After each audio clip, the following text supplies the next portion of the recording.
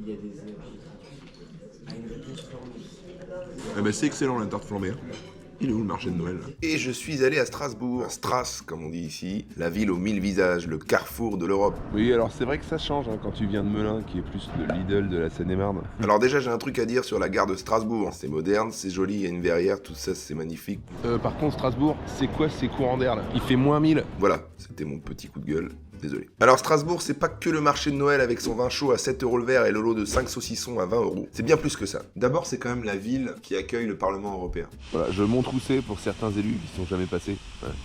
On est à l'ultra-centre de l'espace Schengen, qui nous rappelle qu'il n'y a pas de frontières, et ça se voit, surtout quand tu passes à Haute-Pierre. Alors j'ai fait le touriste de base, je suis allé directement dans la vieille ville, place du château. Bah y a pas de château. Voilà, il n'y a pas de château, mais à côté, il y a la magnifique cathédrale Notre-Dame de Strasbourg. Elle est tout simplement sublime. Apparemment, ils ont mis 500 ans pour la construire. Au début, ils avaient prévu ça en 100 ans, mais ils ont confié le projet à Vinci. Ça a été pendant longtemps l'édifice le plus grand d'Europe, et après ça a été dépassé par la préfecture de Créteil. Apparemment, on pourrait monter tout en haut. J'ai pensé à y aller, en fait, il y a 330 marches, donc je vous mets à la place des belles images du trottoir qui est juste en bas. C'est un peu moins joli, mais c'est quand même moins fatigant. Bon, à part ça, j'ai pas compris si c'était français ou allemand. Bon, elle est magnifique, donc c'est sûrement français.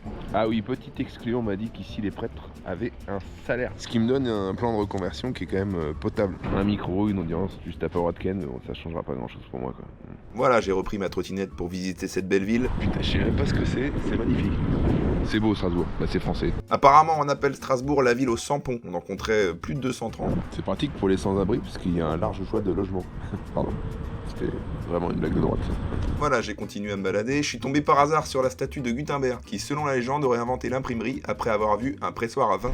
Ouais, comme quoi on est toujours plus inspiré à 4 grammes. Et on remercie Gutenberg, sans qui on aurait dû lire Harry Potter sur des parchemins, et ça c'est pas pratique. Et le petit crochet devant le Palais de la Musique et des Congrès, c'est là où je viens jouer mon spectacle le 18 avril, donc amène-toi, il reste encore quelques places. Et je me suis retrouvé devant le magnifique Palais du Rhin. On m'a dit que l'établissement abritait à l'époque un Kaiser, qui comme tout le monde le sait est une célèbre boulangerie. Voilà, je suis rentré pour demander des croissants aux amandes, on m'a très mal regardé.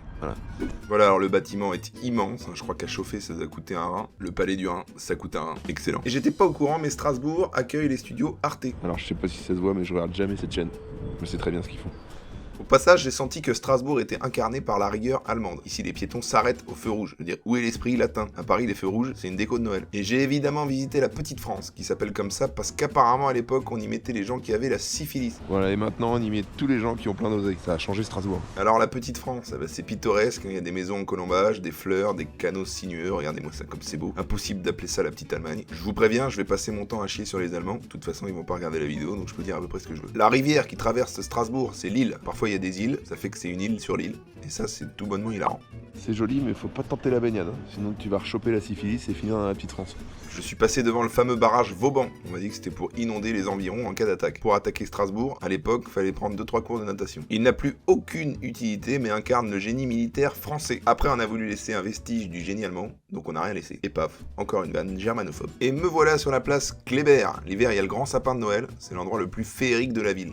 Et là, c'était pas l'hiver. Donc bon, je vous montre McDo, Starbucks, Monoprix. Pas très féerique, mais ça fait de l'emploi. Et tant que j'y suis, je vous montre la statue du général Kléber. Ce qui m'a permis de voir qu'à l'époque, on mettait déjà des slims. Comme quoi la mode, c'est cyclique. Lui, je sais pas s'il était démodé en avance ou à la mode en retard. Tiens, en me baladant, je suis tombé sur la rue des Juifs. Et contrairement aux idées reçues, l'entrée était gratuite. Désolé pour cette blague antisémite, mais bon, ça mange pas de peur. Alors on m'a dit se promener dans Strasbourg, c'est comme se promener dans un décor de cinéma. On n'a juste pas précisé quel genre de cinéma. Pardon, on s'égare. Eh ben on mange pas que des bretzels à Strasbourg. Et en parlant de manger, j'ai mangé de la choucroute. Alors c'est aussi bon que lourd. On dit qu'il y a plein de probiotiques. Et heureusement, parce qu'après ça, il faut prévoir 3 jours de digestion. Ça me fait mal de le lire, mais c'est excellent et c'est allemand. Bravo les chleux. Ça rattrape un peu les sandales chaussettes. Dédicace au resto Schlockleblor, je sais pas si j'ai bien dit le nom, mais c'est un détail, donc allez-y, c'est très bon. Alors j'ai goûté la fameuse Flammenkuche, qu'on appelle également tarte flambée. Alors le concept de la Flammenkuche, c'est que c'est une entrée, et au bout de 8, ça devient un plat. Et d'ailleurs c'est même un dessert, il y a des Flammenkuches au Nutella. Certains puristes diront que c'est une hérésie, mais le gras et le sucre, c'est quand même meilleur que les traditions. Pour rappel, la Flammenkuche, à la base, ça a été inventé par un mec qui a raté une pizza. Comme quoi à quelque chose, malheur est bon. Et j'ai évidemment mangé des bretzels, alors c'est excellent, même si grosso modo c'est du pain et du sel. Voilà, mais c'est très bon.